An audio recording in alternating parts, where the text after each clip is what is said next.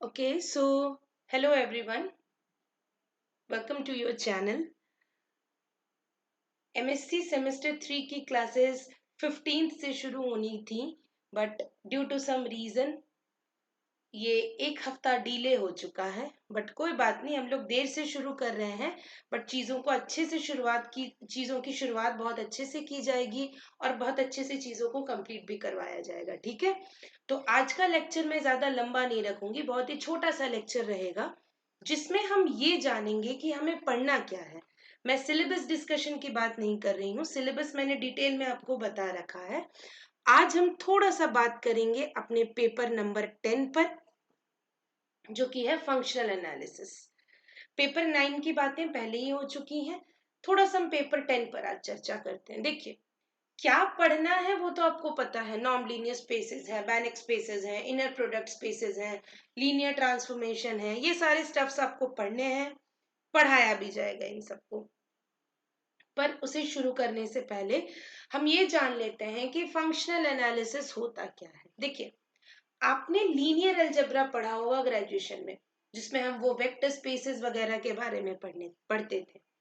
आपने एनालिसिस भी बखूबी पढ़ा होगा, एनालिसिस यानी कि रियल एनालिसिस या फिर कॉम्प्लेक्स एनालिसिस के बारे में। ठीक है, तो जब कभी भी लीनियर अलजेब्रा पर एनालिसिस किया जाता है, लीनियर अलजेब्रा को एनालिसिस के नजरिए से पढ़ा जाता है, एनालिसिस के नजरिए से देखा जाता है, या यूं कह लें कि लीनियर अलजेब्रा में एनालिसिस को डाला जाता है, तो वहां पर जन्म होता है फंक्शनल एनालिसिस का। ठीक है, यानी स्पेसिफिकली अगर हम बात करें, थोड़ा और प्रिसाइज तरीके से अगर हम आपसे बात करें, लीनियर अलजेब्रा में कोई भी वेक्टर स्पेस के बारे में तो हमने पढ़ा होगा, है ना, वेक्टर स्पेस के बारे में। तो जब कभी भी इस वेक्टर स्पेस को हम एनालिसिस के नजरिए से पढ़ते हैं, चाहे वो रियल एनालिसिस हो चाहे वो कॉम्प्लेक्स एनालिसिस हो, ठीक है, तो यहां से जन्म होता है फंक्शनल एनालिसिस का। यहां से पूरी की पूरी थ्योरी चलती है हमारी फंक्शनल एनालिसिस की। ठीक, थोड़ा और स्पेसिफिकेशन में लेकर चलती हूँ। लीनियर अलजेब्रा जो है, लीनियर अलजेब्रा में आपने वेक्टर स्पेसेस के बारे में पढ़ा होगा, है ना। अब मान लो एनालिसिस के नजरिए से इसी वेक्टर स्पेस पर हमने कोई फंक्शन डिफाइन कर दिया एनालिसिस के नजरिए से, या फिर मान लो हमने कोई सीक्वेंस डिफाइन कर दिया, या फिर मान लो हमने कोई टोपोलॉजी डिफाइन कर दी, सारे के सारे एनालिसिस के नजरिए से। एक वेक्टर स्पेस है, वेक्टर स्पेस पर हमने कोई फंक्शन डिफाइन कर दिया, या मान लो कोई सीक्वेंस डिफाइन कर दी, या कोई टोपोलॉजी डिफाइन कर दी, तो तब ये वेक्टर स्पेस सिर्फ वेक्टर स्पेस नहीं रहेगा, ये एक ऐसा स्पेस होगा जिसमें एनालिसिस के तौर तरीके भी आएंगे, जिसमें एनालिसिस के नजरिए से एक फंक्शन आएगा, एक एनालिसिस के तरीके से एक सीक्वेंस आएगा, एनालिसिस के तरीके से एक टोपोलॉजी डिफाइन होगी। ठीक है, तो तब ये स्पेस जो रहेगा, ये वेक्टर स्पेस ही कुछ नया तरह का स्पेस बनेगा, उसमें नए तरह के प्रॉपर्टीज हमें दिखेंगे, उसमें नए तरह का एनालिसिस होने लगेगा, नए रिजल्ट्स हमें देखने को मिलेंगे। ठीक है, तो इन स्पेसेस के बारे में, माने जब कभी भी हम किसी वेक्टर स्पेस को एक फंक्शन से इंडो करवा देते हैं, कोई सीक्वेंस से इंडो करवा देते हैं, कोई टोपोलॉजी से इंडो करवा देते हैं, तो तब वो स्पेस एक नया स्पेस के रूप में सामने आता है, और उन्हीं स्पेसेस को पढ़ा जाता है फंक्शनल एनालिसिस में। ठीक है, जिसके अंतर्गत आपने मेट्रिक स्पेसेस को तो पढ़ा होगा, ग्रेजुएशन में पूरा का पूरा एक पेपर था मेट्रिक स्पेसेस के बारे में, है ना। अब एमएससी में हम लोग पढ़ेंगे नॉन लीनियर स्पेसेस के बारे में, बैनिक स्पेसेस के बारे में, ये सारे सारे स्पेसेस के बारे में हम मास्टर डिग्री में पढ़ेंगे। बैचलर्स डिग्री में अपने मेट्रिक स्पेसेस के बारे में पढ़ा था। तो थोड़ा सा देखते हैं, थोड़ा सा बैकएंड में चल के हम देखते हैं कि मेट्रिक स्पेस क्या होता था। देखिए, मेट्रिक स्पेस में क्या होता था कि एक नॉन एम्प्टी सेट लिया जाता था, उस नॉन एम्प्टी सेट के दो एलिमेंट हम ले लिया करते थे, एक्स और वाई, जिसे बखूबी पॉइंट्स भी कहा जाता था। जिसे क्या कहा जाता था जी? पॉइंट्स भी कहा जाता था। फिर इन दोनों पॉइंट्स के बीच हम एक फंक्शन, डिस्टेंस फंक्शन डी को डिफाइन करते थे, जिसका नाम मेट्रिक दिया जाता था, है ना। डी एक्चुअल में होता क्या था, distance between the point X and Y, जो कि हमेशा ग्रेटर देन इक्वल टू 0 होता है।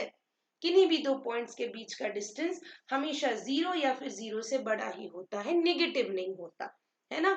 तो ये जो पर्टिकुलर डी फंक्शन था, इसको डिफाइन किया जाता था सेट एक्स पर, अगर आपको याद है तो, है ना। ये कौन सा फंक्शन होता था जी, डिस्टेंस फंक्शन, या आप मेट्रिक कह लो। तो ये इनिशियली एक्स था क्या, एक नॉन एम्प्टी सेट ही तो था, लेकिन बाद में इसी सेट पर हमने डिस्टेंस फंक्शन को डिफाइन कर दिया। किसको डिफाइन कर दिया जी, डिस्टेंस फंक्शन को। तो अब ये जो ऑर्डर्ड पेयर बना, यानी non empty set X endowed with metric D, को हम स्पेसिफिकली क्या बोलने लगे, मेट्रिक स्पेस बोलने लगे, ठीक है, मेट्रिक स्पेस बोलने लगे।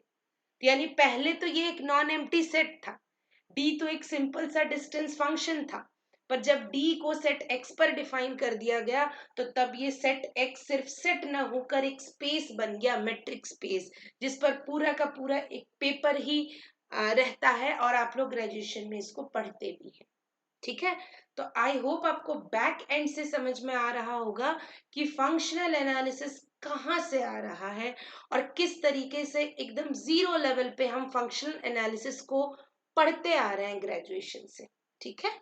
चलिए अब बढ़ते हैं थोड़ा सा हम लोग अपने काम की तरफ, जो चीजें हमें पढ़नी है। तो दो चीजों का हम डिस्कशन करेंगे इस लेक्चर में, इंटरनल कॉम्पोजिशन और एक्सटर्नल कॉम्पोजिशन के बारे में, ठीक है। अब देखिए इंटरनल कॉम्पोजिशन क्या होता है, समझने की कोशिश कीजिएगा। भाई कोई भी एक नॉन एम्प्टी सेट एल है, लिख लेते हैं पहले, let L be a non empty set. L क्या है, एक नॉन एम्प्टी सेट है। A mapping from L Cartesian L to L is called an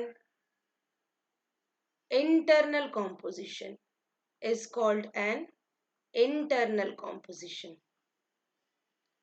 ठीक है। यानी चलिए मैं एक एग्जाम्पल के तौर पे आपके सामने रखती हूँ, है ना, एक एग्जाम्पल के तौर पे रखती हूँ कि मान लीजिए हमने एक फंक्शन डिफाइन किया, एक फंक्शन डिफाइन किया from n cross n, n क्या है जी, आपका नेचुरल नंबर्स है, to n, defined by function of x comma y is equals to x plus y for all x comma y belonging to the natural number। ये एक internal composition है n पर, ये एक इंटरनल कॉम्पोजिशन है n पर, ठीक है, इन n, ये एक इंटरनल कॉम्पोजिशन है n पर। क्यों, देखिए n क्रॉस n यानी ऑर्डर्ड पेयर के फॉर्म में होंगे, तो देखिए हमने ऑर्डर्ड पेयर के फॉर्म में लिया x कॉमा वाई, तो function of x comma y क्या है जी, function of x comma y क्या है, x प्लस वाई। आप खुद सोचिए, अगर हम किसी दो नेचुरल नंबर को ऐड करें तो वो क्या देगा, हमें एक नेचुरल नंबर ही तो देगा, हमें क्या देगा, एक नेचुरल नंबर ही तो देगा, ठीक है। वापस से मैं समझाती हूं आपको, देखिए f is a function from n Cartesian n to n defined by function of x comma y। भाई n कार्टेशियन n का जो एलिमेंट होगा वो तो ऑर्डर्ड पेयर में होगा, देखिए आपको दिख रहा है x कॉमा y, तो function of ordered pair x comma y हमने कैसे डिफाइन किया, x प्लस वाई के तौर पे, कैसे डिफाइन किया जी, x प्लस वाई के तौर पे। तो आप खुद सोचिए ना, ये x कहाँ से आया, एक नेचुरल नंबर के सेट से, y कहाँ से आया, नेचुरल नंबर के सेट से, तो दोनों नेचुरल नंबर को आप ऐड कर दो, जोड़ दो, तो वो क्या होगा, एक नेचुरल नंबर ही तो होगा, क्या होगा, एक नेचुरल नंबर ही तो होगा। तो क्या हम कह सकते हैं कि यहाँ पर जो हमारा फंक्शन f है वो एक्चुअली इंटरनल कॉम्पोजिशन है, किस पर डिफाइंड है, नेचुरल नंबर n पर। तो इसके तहत हम इस चीज को कंक्लूड कर सकते हैं ना कि f is an internal composition. f is an internal composition in n. ठीक है जी, ठीक है। आई होप इंटरनल कॉम्पोजिशन समझ में आया होगा। अब बढ़ते हैं हम लोग एक्सटर्नल कॉम्पोजिशन की तरफ। ठीक है, एक्सटर्नल कॉम्पोजिशन की तरफ। हाँ, नोट्स जो हैं वो आपको एप्लीकेशन पर मिलते रहेंगे, उसके लिए आपको वरी नहीं करना, नहीं तो फिर आप वीडियो देखकर भी नोट्स अपने बना सकते हैं। ठीक है, बाद बाकी अगर मेहनत थोड़ी सी कम करनी है तो नोट्स आपको एप्लीकेशन पे मिलते रहेंगे। चलिए, ज्यादा वक्त हम लोग जाया नहीं करते हैं। हाँ जी, अब एक्सटर्नल कॉम्पोजिशन पे बात करें तो देखिए, late L and F be any two non-empty sets. Be any two non-empty sets. भाई ठीक है, कोई दो नॉन एम्प्टी सेट्स हैं, कोई दो नॉन एम्प्टी सेट्स हैं, है ना। अब देखिए, a mapping from F Cartesian L to L is called external composition.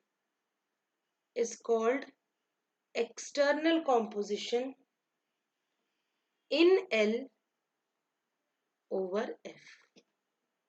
External composition in L over F.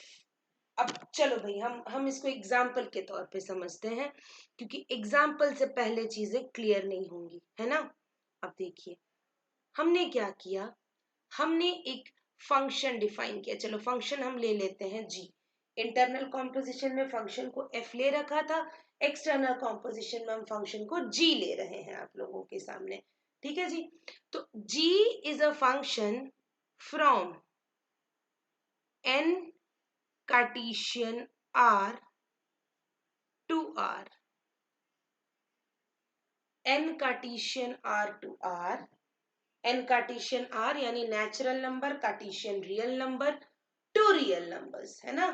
To real numbers, codomain क्या है यहाँ पर हमारा, रियल नंबर्स है भाई। डिफाइंड बाय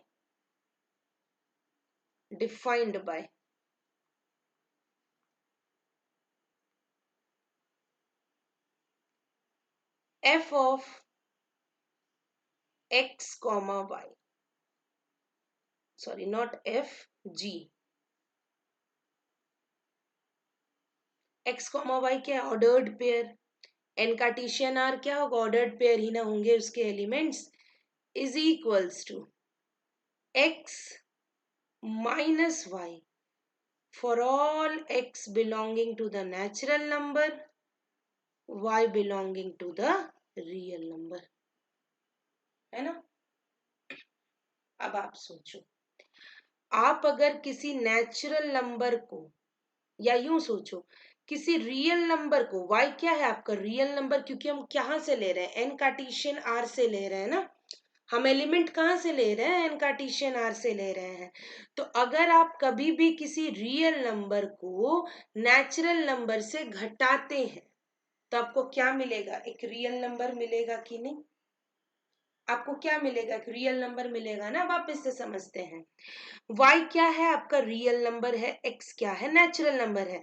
तो भाई natural number minus real number क्या देगा, एक रियल नंबर ही तो देगा, रियल नंबर ही तो देगा, है ना। तो इससे साफ साफ क्या पता चल रहा है कि ये g जो है ये एक्सटर्नल कॉम्पोजिशन है ना, इन r ओवर n कह सकते हैं। This implies that g is an external composition, g is an external composition in r over n। ठीक है, ठीक है जी। तो चलिए मैं लेक्चर को आज यहीं पर एंड करती हूँ। होपफुली आपको ये चीजें बहुत अच्छे से समझ आ गई होंगी। नेक्स्ट लेक्चर में हम पढ़ने वाले हैं लीनियर स्पेस किसे कहते हैं, नॉर्म्ड लीनियर स्पेस किसे कहते हैं, और नॉर्म्ड लीनियर स्पेस से रिलेटेड कुछ इंपॉर्टेंट थ्योरम्स। नेक्स्ट लेक्चर थोड़ा लंबा होगा, तो इसीलिए स्टे ट्यून्ड, आप आराम से देखते रहिएगा, लेक्चर्स को समझते चलिएगा, ठीक है।